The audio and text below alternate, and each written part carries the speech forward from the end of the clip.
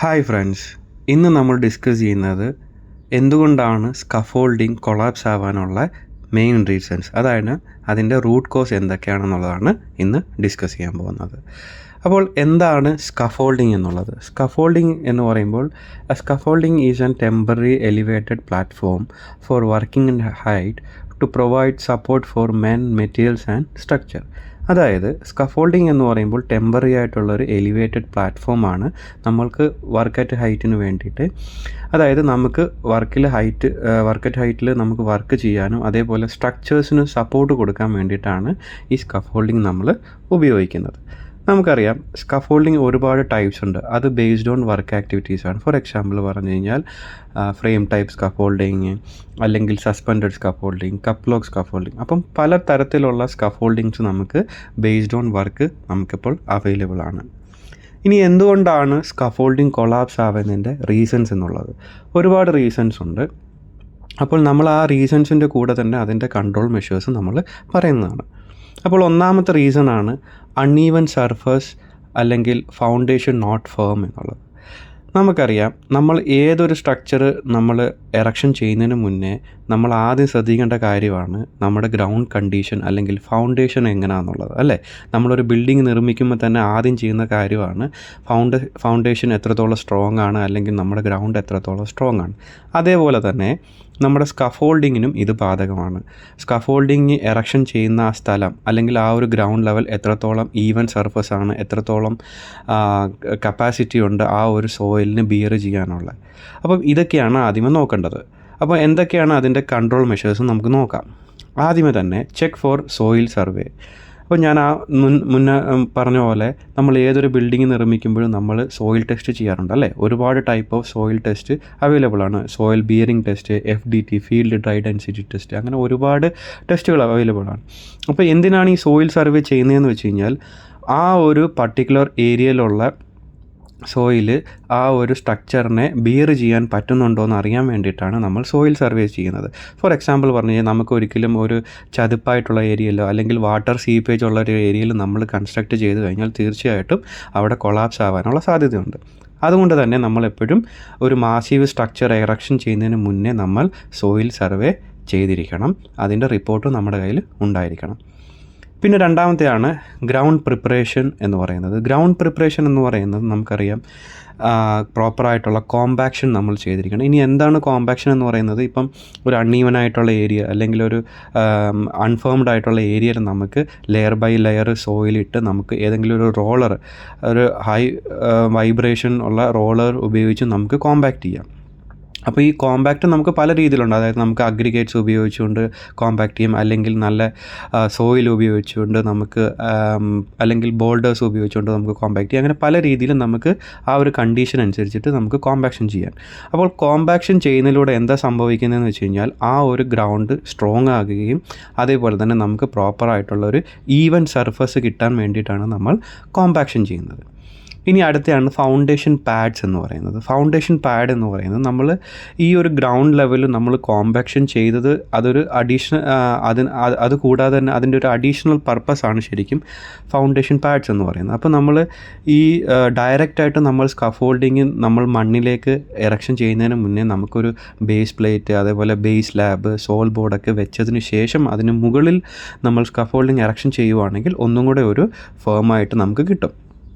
അതേപോലെ തന്നെ അതിൻ്റെ കൂടെ അഡ്ജസ്റ്റബിൾ ലെഗ്സ് നമുക്ക് പ്രൊവൈഡ് ചെയ്യാം. അതായത് എന്തുകൊണ്ടാണ് ഈ അഡ്ജസ്റ്റബിൾ ലെഗ്സ് കൊടുക്കുന്ന കാരണം എന്ന് പറയുമ്പോൾ, നമുക്ക് ഒരു എക്സാമ്പിൾ പറഞ്ഞു കഴിഞ്ഞാൽ ഇപ്പോൾ ഒരു മഴ വന്നു. അപ്പോൾ എന്താ സംഭവിക്കുന്നത് വെച്ചാൽ വാട്ടർ സീപ്പേജറായിട്ടുള്ള ഏരിയ ആണെങ്കിൽ തീർച്ചയായിട്ടും ഒരു മൈക്രോ യൂണിറ്റിൽ ചിലപ്പം അല്ലെങ്കിൽ ഒരു മില്ലി യൂണിറ്റിൽ ചിലപ്പം ആ ഒരു സോയിൽ കണ്ടീഷൻ ചിലപ്പോൾ താഴാനുള്ള സാധ്യതയുണ്ട്. അപ്പോൾ ഈ ഒരു ടവർ സ്പിൻഡിൽ പോലുള്ള അഡ്ജസ്റ്റബിൾ ലെഗ് നമ്മൾ കൊടുക്കുകയാണെങ്കിൽ അവിടെ എന്താ സംഭവിക്കും? നമുക്ക് അവിടെ ലെവൽ അഡ്ജസ്റ്റ് ചെയ്യാം, അല്ലേ? നമുക്ക് ലെവൽനെസ് ചെക്ക് ചെയ്യാം. വാട്ടർ ലെവൽ വെച്ചിട്ട് നമുക്ക് ആ ഒരു സ്കഫോൾഡിങ്ങിൻ്റെ ബോട്ടം ഏരിയ നമുക്ക് ചെക്ക് ചെയ്യാം. അപ്പം അത് തന്നെ പ്രോപ്പറായിട്ടുള്ള ടവർ സ്പിൻഡിൽ കൊടുത്തു കഴിഞ്ഞാൽ നമുക്ക് ഈവൻ ആയിട്ടുള്ളൊരു സ്കഫോൾഡിങ് സ്ട്രക്ചർ നമുക്ക് എറക്റ്റ് ചെയ്യാൻ സാധിക്കും. ഇനി അടുത്തൊരു റീസണാണ് സ്കഫോൾഡിങ് കൊളാപ്സ് ആവാനുള്ള റീസൺ എന്ന് പറയുന്നത് poor design and unavailability of drawings എന്നുള്ളത്. നമുക്കറിയാം പല സ്കഫോൾഡിങ് സ്ട്രക്ചേഴ്സിന് പലയിടത്തുകളിലും ഡ്രോയിങ്സ് ഒന്നും കാണാറില്ല, ഡിസൈൻസ് കാണാറില്ല. അപ്പോൾ എന്താ സംഭവിക്കുന്നത് വെച്ച് കഴിഞ്ഞാൽ പല ആൾക്കാരുടെയും കോമ്പിറ്റൻസിയിലാണ് പല സ്കഫോൾഡിങ് നമ്മൾ എറക്ഷൻ ചെയ്യുന്നത്. അതുകൊണ്ട് തന്നെ ഹ്യൂമൻ എറർ വരാനുള്ള ഒരുപാട് സാധ്യതകളുണ്ട്. കാരണം നമ്മൾ ഒരിക്കലും അതിൻ്റെ ഡിസൈൻ കാൽക്കുലേഷൻ ചെയ്തില്ല, അല്ലെങ്കിൽ എങ്ങനെയാണത് വേണ്ടെന്നുള്ളൊരു പ്രീ പ്ലാൻഡ് ഇല്ല. അതേപോലെ തന്നെ നമുക്കൊരു റെഫറൻസിന് വേണ്ടിയിട്ട് ഡ്രോയിങ്സ് ഇല്ല. അപ്പോൾ ആ ഒരു കാരണം കൊണ്ട് സ്കഫോൾഡിങ് കൊളാപ്സ് ആവാനുള്ള സാധ്യതകളുണ്ട്. ഇനി എന്തൊക്കെയാണ് അതിൻ്റെ കൺട്രോൾ മെഷേഴ്സ് നോക്കാം. കൺട്രോൾ മെഷേഴ്സിൽ നമുക്ക് മെയിനായിട്ടുള്ള അപ്രൂവ്ഡ് ആയിട്ട്, അതായത് കൺസ്ട്രക്ഷൻ അപ്രൂവ്ഡ് ആയിട്ടുള്ള സ്കീം ഡ്രോയിങ്സ് അവൈലബിൾ ആയിരിക്കണം. അപ്പോൾ അതിൻ്റെ ഒരു ബെനിഫിറ്റ് എന്ന് പറഞ്ഞു കഴിഞ്ഞാൽ നമുക്ക് ഡ്രോയിങ്സ് നോക്കിയിട്ട് നമുക്ക് സ്കഫോൾഡിങ് ഇൻസ്പെക്റ്റ് ചെയ്യാനുള്ളൊരു ഒരു ബെനിഫിറ്റ് നമുക്കതിൽ നിന്ന് കിട്ടും. കാരണം നമുക്ക് ഒരു റെഫറൻസും ഇല്ലാതെ നമ്മൾ പോയിട്ട് എന്തൊക്കെയാണ് അവിടെ മോഡിഫിക്കേഷൻ നടന്നത്, അല്ലെങ്കിൽ എന്താണ് അവിടെ ചെയ്യുന്നതെന്ന് നമുക്ക് അറിയാൻ വേണ്ടിയിട്ട് ഈ പറയുന്ന സ്കീം ഡ്രോയിങ്സ് നമുക്ക് റെഫറൻസ് ആയിട്ട് നമുക്ക് ഉപയോഗിക്കാം. അപ്പം പ്രോപ്പറായിട്ടുള്ള ഡിസൈൻ വേണം. ഇനി അടുത്തൊരു റീസണാണ് സ്കഫോൾഡിങ് കൊളാപ്സ് ആവാനുള്ളത്, ലോഡ് ഫാക്ടർ. അപ്പോൾ ഞാൻ നേരത്തെ പറഞ്ഞ പോലെ നമ്മൾ എപ്പോഴും ഡിസൈൻ ചെയ്യുമ്പം, അതായത് ഒരു സ്കഫോൾഡിങ് ചെയ്യുന്ന സമയത്ത് എടുക്കുന്ന ഒരു മെത്തേഡാണ് നമ്മൾ ലോഡ് ഫാക്ടർ എന്നുള്ളത്. അപ്പോൾ ലോഡ് ഫാക്ടറിൻ്റെ ബേസ്ഡ് ആയിരിക്കും എല്ലാ സ്കഫോൾഡിങ്ങും ഈ പറയുന്ന എറക്ഷൻ ചെയ്യുന്നത്. എന്നാൽ ലോഡ് ഫാക്ടറിനകത്ത് നമ്മൾ അറിയേണ്ട കുറേ കാര്യങ്ങളുണ്ട്. അതായത് അതിൻ്റെ ഡിസൈൻ കാൽക്കുലേഷൻ എന്താണ്, എത്രത്തോളമാണ് ആ ഒരു സ്ട്രക്ചർ താങ്ങാൻ പറ്റുന്ന ആ ഒരു ഡിസൈൻ കാൽക്കുലേഷൻ. അതിനകത്ത് ഡൈനാമിക് ലോഡ്സ് വരും, അതായത് ലൈവ് ലോഡ്സ്, ഡെഡ് ലോഡ്സ്, എല്ലാ കാര്യങ്ങളും അതിനകത്ത് വരും. അപ്പോൾ ആ ഒരു ഡിസൈൻ കാൽക്കുലേഷൻ അതിനകത്ത് ഉണ്ടായിരിക്കണം. അതേപോലെ തന്നെ എൻവയോൺമെൻറ്റൽ ഫാക്ടേഴ്സ്, എക്സാമ്പിൾ പറഞ്ഞു കഴിഞ്ഞാൽ വിൻഡ്, റെയിൻ, സ്നോ. ഇപ്പോൾ ഒരു ഹെവി ആയിട്ടുള്ളൊരു റെയിൻ അതല്ലെങ്കിൽ ഹെവി ആയിട്ടുള്ളൊരു വിൻഡ് ഉണ്ടായി കഴിഞ്ഞാൽ എത്രത്തോളം അത് വിത്ത്സ്റ്റാൻഡ് ചെയ്യാൻ പറ്റും എന്നുള്ളൊരു കപ്പാസിറ്റിയൊക്കെ ഈ പറയുന്ന ലോഡ് ഫാക്ടേഴ്സിനുണ്ടാവും. അപ്പം അതിനനുസരിച്ചിട്ട് വേണം നമ്മൾ ടൈപ്പ് ഓഫ് സ്കഫോൾഡ് നമ്മൾ ചൂസ് ചെയ്യാൻ, അല്ലെങ്കിൽ എന്ത് ടൈപ്പ് ഓഫ് മെറ്റീരിയലാണ് നമ്മൾ ചൂസ് ചെയ്യേണ്ട കാര്യങ്ങളൊക്കെ ഈ ഒരു ലോഡ് ഫാക്ടേഴ്സിനെ ആസ്പദമാക്കിയിട്ടായിരിക്കും. പിന്നെ ഒരു കാര്യം എന്ന് വെച്ച് കഴിഞ്ഞാൽ മാനുഫാക്ചറിങ് ഗൈഡ് ലൈൻസ്, അതായത് ഓരോ സ്കഫോൾഡിങ് മെറ്റീരിയൽസിന് ഓരോ മാനുഫാക്ചറിങ് ഗൈഡ് ലൈൻസ്, അപ്പോൾ അങ്ങനെ വേണം നമ്മൾ ഉപയോഗിക്കാൻ. അതുപോലെ തന്നെ യൂണിഫോം ഡിസ്ട്രിബ്യൂട്ടർ ആയിട്ടുള്ള ലോഡ്. അപ്പം ഇതൊക്കെ ലോഡ് ഫാക്ടേഴ്സിനകത്ത് വരുന്നതാണ്. ഇനി അടുത്തതാണ് സ്കഫോൾഡിങ് കൊളാപ്സ് ആവാനുള്ള മറ്റൊരു റീസണാണ് സബ്സ്റ്റാൻഡേർഡ് മെറ്റീരിയൽസ്. സബ്സ്റ്റാൻഡേർഡ് മെറ്റീരിയൽസ് എന്ന് പറയുന്നത്, അതായത് നമുക്കറിയാം നമ്മുടെ പ്രൊജക്റ്റിൽ നമ്മുടെ മെറ്റീരിയൽസ് വരുമ്പോൾ ഒരുപാട് കോസ്റ്റ് എഫക്റ്റീവ് ആക്കാൻ വേണ്ടിയിട്ട് നമ്മൾ പല മെറ്റീരിയലും നമ്മൾ കറക്റ്റായിട്ടുള്ള സ്റ്റാൻഡേർഡൈസ് ആയിട്ടുള്ള മെറ്റീരിയൽ നമ്മൾ ഉപയോഗിക്കത്തില്ല.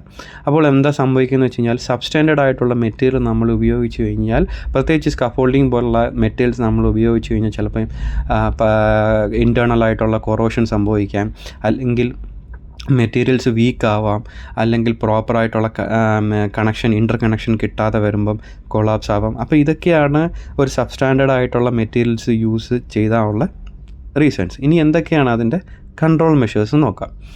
അപ്പോൾ ഏതൊരു മെറ്റീരിയൽസും, സ്കഫോൾഡിങ് മെറ്റീരിയൽസ് ആയിക്കോട്ടെ അല്ലെങ്കിൽ അതിൻ്റെ ആക്സസറീസ് ആയിക്കോട്ടെ, എന്ത് നമ്മുടെ സൈറ്റിൽ വന്നാലും അത് നമ്മൾ മെറ്റീരിയൽ ഇൻസ്പെക്ഷൻ ചെയ്തിരിക്കണം. Material inspection in the case എന്ന് പറയുമ്പോൾ നമ്മുടെ സൈറ്റിൽ മെറ്റീരിയൽ ഒരു സ്റ്റോർ ഇൻചാർജ് ഉണ്ടാവും, അല്ലെങ്കിൽ മെറ്റീരിയൽ കോർഡിനേറ്റ്സ് ഉണ്ടാവും. അപ്പോൾ അവരുടെ കൂടെ ഈ ഒരു മെറ്റീരിയൽ ഇൻസ്പെക്ഷൻ ചെയ്തിരിക്കുന്നതിൻ്റെ ഡോക്യുമെൻറ്റ്സ് നമ്മുടെ കയ്യിൽ കാണണം. അപ്പോൾ എന്തുകൊണ്ടാണ് അങ്ങനെ ചെയ്യുന്നതെന്ന് വെച്ച് കഴിഞ്ഞാൽ, നമ്മൾ മാനുഫാക്ചറർ അയച്ച അതേ മെറ്റീരിയൽസ് തന്നെയാണോ എന്ന് നമുക്ക് ഉറപ്പ് വരുത്താൻ വേണ്ടിയിട്ടാണ് നമ്മൾ മെറ്റീരിയൽ ഇൻസ്പെക്ഷൻ നടത്തുന്നത്. അപ്പോൾ നമുക്ക് മെറ്റീരിയൽ ഇൻസ്പെക്ഷൻ നടത്തുമ്പോൾ നമുക്ക് മനസ്സിലാവും അതിൻ്റെ ഇൻറ്റേർണലായിട്ട് എക്സ്റ്റേണലായിട്ടുള്ള കണ്ടീഷൻസ് എന്താണെന്ന് മനസ്സിലാവും. പിന്നെ അതേപോലെ തന്നെ ഓരോ മെറ്റീരിയൽസിന് അതിൻ്റെ വെയിറ്റേജ് നമുക്കറിയാൻ പറ്റും. അപ്പോൾ വെയിറ്റേജിനനുസരിച്ച് നമുക്ക് ഈ പറയുന്ന ക്വാളിറ്റി ടെസ്റ്റിന് നമുക്ക് വിധേയമാക്കാൻ പറ്റും. അതേപോലെ തന്നെ പൈപ്പ് ബോർ, അതായത് ഇൻറ്റേർണൽ ഡയ എത്രത്തോളം ഉണ്ട്. നമുക്കറിയാം പലതും വെയിറ്റിന് ആസ്പദമാക്കിയിട്ട് ചിലപ്പം അതിൻ്റെ ആ ഒരു ഡെൻസിറ്റി കുറയ്ക്കാനുള്ള സാധ്യതകളൊക്കെ ഉണ്ട്. അപ്പം അതേപോലെ തന്നെ പൈപ്പ് ബോർ എത്രയാണെന്ന് ചെക്ക് ചെയ്യാം, ഇൻറ്റേർണൽ ഡയ എത്രയാണെന്ന് ചെക്ക് ചെയ്യാം, ഫിസിക്കൽ അപ്പിയറൻസ് അല്ലെങ്കിൽ ഫിസിക്കൽ ഇൻസ്പെക്ഷൻ നമുക്ക് ചെയ്യാൻ പറ്റും. എന്തൊക്കെയാണ് അതിൻ്റെ കൊറോഡഡ് ആണോ അല്ലെങ്കിൽ എന്തെങ്കിലും ഡാമേജ് ഉണ്ടോ എന്നൊക്കെ നമുക്ക് ചെക്ക് ചെയ്യാം.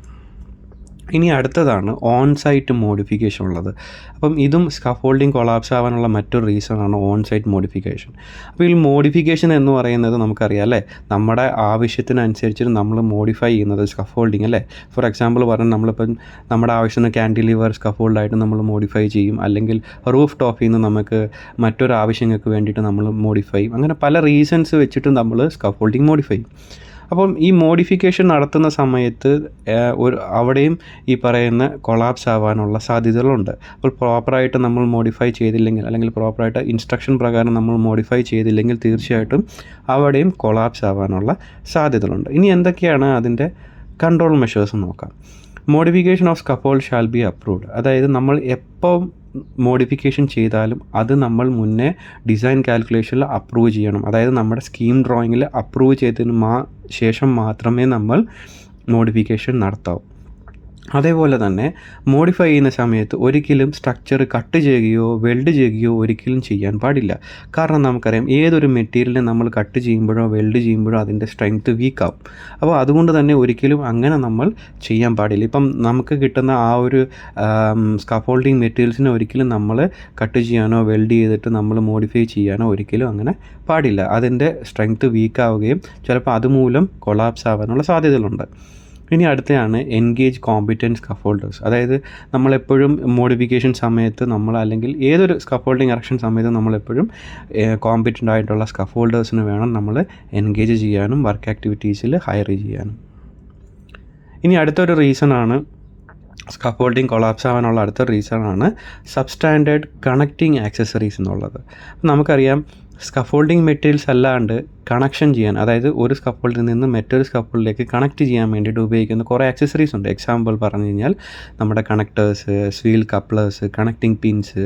അപ്പോൾ ഇതും സബ്സ്റ്റാൻഡേർഡ് ആയിട്ടുള്ള മെറ്റീരിയൽ ആണെങ്കിൽ തീർച്ചയായിട്ടും അവിടെയും കൊളാപ്സ് ആവാനുള്ള സാധ്യതകളുണ്ട്. നമുക്കറിയാം നമ്മൾ ഒരു പൈപ്പിൽ നിന്ന് മറ്റൊരു പൈപ്പിലേക്ക് കണക്ട് ചെയ്യുന്ന ഒരു മെറ്റീരിയലാണ് ഈ സ്വീൽ കപ്ലർ പോലുള്ള ഐറ്റംസ്. അപ്പോൾ അതിൻ്റെ ഒരു ആസ്പെർ ലോഡ് അല്ലാതെ വരുന്ന ചില മെറ്റീരിയൽസ് ഉണ്ടാവും. അതായത് സബ്സ്റ്റാൻഡേർഡ് ആയിട്ടുള്ള ഒരുപാട് മെറ്റീരിയൽസ് വരും. അപ്പോൾ അതൊക്കെ ഉപയോഗിച്ച് കഴിഞ്ഞാൽ തീർച്ചയായിട്ടും പ്രോപ്പറായിട്ടുള്ള സ്ട്രെങ്ത്ത് കിട്ടാതെ വരികയും കൊളാപ്സ് ആവാനുള്ള സാധ്യതകളുണ്ട്. അപ്പോൾ എന്തൊക്കെയാണ് നമുക്ക് അതിൻ്റെ കൺട്രോൾ മെഷേഴ്സ് നോക്കാം. അപ്രൂവ്ഡ് ആയിട്ടുള്ള ആക്സസറീസ് വേണം നമ്മൾ ഉപയോഗിക്കാൻ. അതായത് ഓരോ ആക്സസറീസ്, ഇപ്പോൾ ബീം ക്ലാമ്പ് ആയിക്കോട്ടെ അല്ലെങ്കിൽ സൈഡ് ക്ലാമ്പ് ആയിക്കോട്ടെ, അതിനൊക്കെ ഓരോ സ്റ്റാൻഡേർഡ്സ് ഉണ്ട്. അപ്പോൾ സ്റ്റാൻഡേർഡ് അനുസരിച്ചിട്ട് അതിൻ്റെ ലോഡ് അനുസരിച്ചിട്ട് വേണം നമ്മൾ എന്ത് ചെയ്യണം, ഈ പറയുന്ന ആക്സസറീസ് ഉപയോഗിക്കാൻ. അതേപോലെ തന്നെ മാനുഫാക്ചേഴ്സിൻ്റെ ഗൈഡ് ലൈൻസ് നമുക്ക് കിട്ടും. അപ്പോൾ അതും ഈ പറയുന്ന ആക്സസറീസ് എല്ലാം അതിന് അനുസരിച്ചിട്ട് വേണം നമ്മൾ ഉപയോഗിക്കാൻ. അതേപോലെ തന്നെ എല്ലാ മെറ്റീരിയൽസും ഇതും നമ്മൾ പ്രോപ്പറായിട്ട് ഇൻസ്പെക്ഷൻ നടത്തിയിരിക്കണം. ഇൻസ്പെക്ഷൻ നടത്തിയാൽ മാത്രമേ നമുക്ക് അറിയാൻ പറ്റൂ എത്രത്തോളം അത് ഡാമേജ് ഉണ്ടെന്ന് അല്ലെങ്കിൽ എത്രത്തോളം അത് കാര്യങ്ങൾ നമുക്ക് ചെയ്യാൻ പറ്റുമെന്ന് മനസ്സിലാക്കത്തുള്ളൂ. ഇനി മറ്റൊരു റീസണാണ് സ്കഫോൾഡിങ് കൊളാപ്സ് ആവാനുള്ള മറ്റൊരു റീസണാണ് സപ്പോർട്ട്സ് അതായത് ഇംപ്രോപ്പർ സപ്പോർട്ട്സ് ഓർ ക്രോസ് ബ്രേസിങ്സ് എന്നുള്ളത്. അപ്പോൾ നമുക്കറിയാം പ്രോപ്പറായിട്ടുള്ള സപ്പോർട്ട്സ് കൊടുക്കാതെ വരിക അല്ലെങ്കിൽ ക്രോസ് ബ്രേസിങ്സ് കൊടുക്കാതെ ഏതൊരു സ്കഫോൾഡ് നമ്മൾ എറക്ഷൻ ചെയ്യുന്ന സമയത്ത് നമ്മൾ ആസ് പെർ ഡ്രോയിങ്സ് നമ്മൾ പ്രോപ്പറായിട്ടുള്ള ക്രോസ് ബ്രേസിങ്സ് അതേപോലെ തന്നെ സപ്പോർട്ട്സ് ഒക്കെ നമ്മൾ കൊടുത്തിരിക്കണം. അപ്പോൾ അത് കൊടുത്തില്ലെങ്കിൽ എന്താ സംഭവിക്കുന്നത് വെച്ച് കഴിഞ്ഞാൽ തീർച്ചയായിട്ടും ആ ഒരു സ്കഫോൾഡിങ് ഓസിലേറ്റ് ആവാനുള്ള സാധ്യതയുണ്ട്. ഈ പറയുന്ന വിൻഡ് പ്രഷർ മൂലമോ അല്ലെങ്കിൽ ഏതെങ്കിലും ഒരു ലോഡ് പ്രഷർ മൂലമോ തീർച്ചയായിട്ടും അവിടെയും കൊളാപ്സ് ആവാനുള്ള സാധ്യതയുണ്ട്. അപ്പോൾ എന്തൊക്കെയാണ് അതിൻ്റെ കൺട്രോൾ മെഷേഴ്സ് എന്ന് നോക്കാം. അപ്പോൾ നമ്മൾ ensure adequate quantity of materials. അപ്പം ഈ ക്രോസ് ബ്രേസിങ്ങിന് കൊടുക്കാനുള്ള മെറ്റീരിയൽസൊക്കെ അവൈലബിൾ ആണ് അല്ലെങ്കിൽ പ്രോപ്പറായിട്ട് എല്ലാ ക്വാണ്ടിറ്റീസ് എല്ലാം അവൈലബിൾ ഒക്കെ ആണോ എന്ന് അത് ശരിക്കും നമ്മളല്ല എൻഷ്യൂർ ചെയ്യേണ്ടത്, കൊടുത്തോന്ന് മാത്രമാണ് നമ്മൾ എൻഷ്യൂർ ചെയ്യേണ്ടത്. പക്ഷേ എങ്ങനെയാണ് ഈ ക്രോസ് ബ്രേസിങ് കൊടുത്തത് എന്ന് നമ്മൾ തിരിച്ചറിയുന്നത് എന്നുള്ളത് ഈ ഡ്രോയിങ്സ് പ്രകാരമാണ്. അപ്പം നമുക്ക് തന്നെ സ്കഫോൾഡിങ് ഇൻസ്പെക്ടറുമായിട്ട് നമ്മൾ ഇൻസ്പെക്ഷൻ ചെയ്യുന്ന സമയത്ത് നമുക്ക് ക്രോസ് ചെക്ക് ചെയ്യാവുന്നതാണ് ഈ സപ്പോർട്ട്സും അതേപോലെ തന്നെ ബ്രേസിങ്സ് ഒക്കെ പ്രോപ്പറായിട്ട് കൊടുത്തിട്ടുണ്ടോ എന്നുള്ളത്. അപ്പോൾ വ്യക്തമായിട്ട് ഈ പറയുന്ന ഡ്രോയിങ്സിലൊക്കെ കൊടുത്തിട്ടുണ്ടാവും. For example first lift 5 metre അല്ലെങ്കിൽ സെക്കൻഡ് ലിഫ്റ്റ് 3 മീറ്റേഴ്സിൽ അല്ലെങ്കിൽ ഓരോ ടൈപ്പ് ഓഫ് അതിൻ്റെ ഹൈറ്റ് അനുസരിച്ചിട്ട് ഓരോ ഡിഗ്രിയിലുള്ള അല്ലെങ്കിൽ ഓരോ സപ്പോർട്ടിങ് രീതിയിൽ അതിനകത്ത് വ്യക്തമായിട്ട് പറഞ്ഞിട്ടുണ്ടാവും. അപ്പോൾ എത്രത്തോളം സ്കഫോൾഡ് കൊടുക്കണം, എത്ര നമ്പേഴ്സ് കൊടുക്കണം, അപ്പോൾ അതൊക്കെ ഡ്രോയിങ്സിനകത്ത് നമുക്ക് പറഞ്ഞിട്ടുണ്ടാവും. അപ്പോൾ ഇതൊക്കെ നമുക്ക് ഡ്രോയിങ്സിൻ്റെ റെഫറൻസിൽ നമുക്ക് വേണമെങ്കിൽ ചെക്ക് ചെയ്യാവുന്നതാണ്. അടുത്തതാണ് ഇറഗുലർ ഇൻസ്പെക്ഷൻസ്. ഈ സ്കഫോൾഡിങ് കൊളാപ്സ് ആവാനുള്ള മറ്റൊരു റീസണാണ് ഇറഗുലർ ഇൻസ്പെക്ഷൻസ് ഉള്ളത്. അപ്പോൾ പല സ്കഫോൾഡിങ് ഇൻസ്പെക്ടർമാർ ചിലപ്പോൾ ഒരു സൈറ്റിൽ ഒരാളെ ഉണ്ടാവുള്ളൂ, അല്ലെങ്കിൽ 2 പേരെ ഉണ്ടാവുള്ളൂ. അപ്പോൾ ഇത്രയും ഒരു മാസീവായിട്ടുള്ള സ്ട്രക്ചേഴ്സ് ചെക്ക് ചെയ്യാനുള്ള ഒരു ടൈമോ ഇതൊന്നും കാണത്തില്ലായിരിക്കും, അല്ലെങ്കിൽ ആ ഒരു റിസോഴ്സ് അവൈലബിൾ അല്ലാതെ. അതുകൊണ്ട് തന്നെ ഒരു ബ്ലൈൻഡായിട്ടുള്ള ഒരു ഇൻസ്പെക്ഷൻ നടത്താനുള്ള സാധ്യതകൾ ഒരുപാടുണ്ട്. അപ്പോൾ അതുകൊണ്ട് തന്നെ പല മോഡിഫിക്കേഷനും ഈ പറയുന്ന സ്കഫോൾഡിങ് ഇൻസ്പെക്ടർ അറിയാതെ വരികയും അല്ലെങ്കിൽ കാണാതെ വരികയും ഒരുപാട് പ്രശ്നങ്ങളുണ്ടാകും. അപ്പോൾ അതുകൊണ്ട് തന്നെ സ്കഫോൾഡിങ് കൊളാപ്സ് ആവാനുള്ള ഒരുപാട് സാധ്യതകളുണ്ട്. അതുകൊണ്ട് തന്നെ പ്രോപ്പറായിട്ട് ആസ് എ HSE ഗൈ നമ്മൾ പ്രോപ്പറായിട്ട് എൻഷുർ ചെയ്യണം വിത്ത് ദ സ്കഫോൾഡിങ് ഇൻസ്പെക്ടർ, അതേപോലെ തന്നെ ഫോർമാൻസ്, ഇവരെല്ലാം കൂടി ചേർന്നിട്ടൊരു കമ്പൈൻഡ് ആയിട്ടുള്ള ഇൻസ്പെക്ഷൻ പ്രോപ്പറായിട്ട് നടത്തിയിരിക്കണം. അപ്പോൾ നമുക്കറിയാം ഇൻസ്പെക്ഷൻ നടത്തുമ്പോൾ അതിനകത്ത് ഒരുപാട് ബെനിഫിറ്റ് ഉണ്ട് അല്ലേ. പ്രോപ്പറായിട്ട് എങ്ങനെയാണ് ചെയ്തേക്കുന്നതും അല്ലെങ്കിൽ എന്തൊക്കെയാണ് അതിനകത്ത് മിസ്സിങ് ഉള്ളതും, അതേപോലെ തന്നെ നമുക്ക് ഒരുപാട് ഹസാർഡ്സ് അതിനകത്ത് ഐഡൻറ്റിഫൈ ചെയ്യാനുള്ള സാധ്യതയുണ്ട്. ഈ ചെക്ക് ചെയ്യുന്ന സമയത്ത് ഒരുപാട് കാര്യങ്ങൾ നമുക്ക് നോക്കാം. ബക്ലിംഗ് ഉണ്ടോ എന്ന് നോക്കാം, അതായത് ഏതെങ്കിലും ഒരു ഏരിയയിൽ ബെൻഡായിട്ടുണ്ടോയെന്നോ, അല്ലെങ്കിൽ ലോഡ് കൂടിയ സമയത്തോ, അല്ലെങ്കിൽ ഈ സബ്സ്റ്റാൻഡേർഡ് ആയിട്ടുള്ള മെറ്റീരിയൽ യൂസ് ചെയ്യുമ്പോൾ ബക്ലിംഗ് ഉണ്ടാകാനുള്ള സാധ്യതകളുണ്ട്. അപ്പോൾ അതൊക്കെ നമുക്ക് ചെക്ക് ചെയ്യാം. അതേപോലെ തന്നെ ടാഗുകളുണ്ടോ എന്ന് ചെക്ക് ചെയ്യാം. നമുക്കറിയാം പല ടൈപ്സ് ഓഫ് ടാഗ്സ് ഉണ്ടല്ലേ, റെഡ് ടാഗ്, യെല്ലോ ടാഗ്, അതേപോലെ തന്നെ ഗ്രീൻ ടാഗ്. അപ്പം ടാഗ് സിസ്റ്റം ഇംപ്ലിമെൻറ്റ് ചെയ്തിട്ടുണ്ടോ ഇല്ലയോ എന്ന് നമുക്ക് എൻഷുർ ചെയ്യാൻ പറ്റും. അതേപോലെ തന്നെ പ്രോപ്പറായിട്ടുള്ള സപ്പോർട്ട്സ് കൊടുത്തിട്ടുണ്ടോ ഇല്ലയോ എന്ന് നമുക്ക് ചെക്ക് ചെയ്യാൻ പറ്റും. പ്രോപ്പറായിട്ടുള്ള ആക്സസ് കൊടുത്തിട്ടുണ്ടോ ഇല്ലയോ എന്ന് ചെക്ക് ചെയ്യാൻ പറ്റും. അപ്പോൾ ഇതൊക്കെ നമ്മളൊരു റെഗുലറായിട്ടുള്ളൊരു ഇൻസ്പെക്ഷൻ കണ്ടക്ട് ചെയ്താൽ മാത്രമേ നമുക്കത് എൻഷുർ ചെയ്യാൻ പറ്റത്തുള്ളൂ. പ്രോപ്പറായിട്ടുള്ളൊരു ചെക്ക് ലിസ്റ്റ് ത്രൂ നമുക്കത് റെക്കോർഡിക്കലി വെച്ച് കഴിഞ്ഞാൽ തീർച്ചയായിട്ടും അതൊരു ഗുണമായിരിക്കും. അപ്പോൾ ഇതൊക്കെയാണ് നമ്മളുടെ ഒരു സ്കഫോൾഡിങ് കൊളാപ്സ് ആവാനുള്ള റീസൺസ് എന്നുള്ളത്. അപ്പം thanks for watching. Thank you.